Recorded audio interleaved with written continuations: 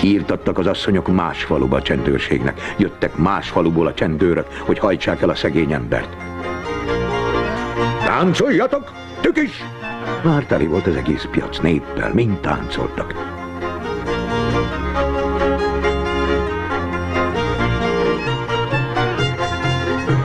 Kiszállott egy ezred. A szegény ember azt mondta, táncoljon ki, mifélét tud, a maga tanulmánya szerint.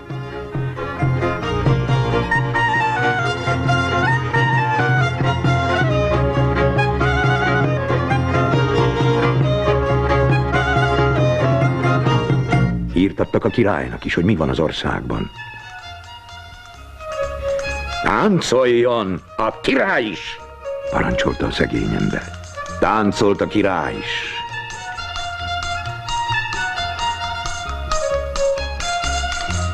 A királyasszony hírt adott egy másik királynak, jött seregestől. Tele volt még a határ is.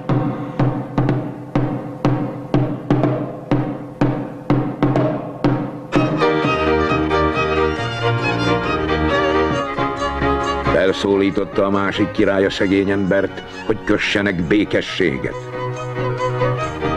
A két király a koronáját a lábához tette, az országát mind a kettő nekiadta. Megvolt a békesség, félbe maradt a tánc.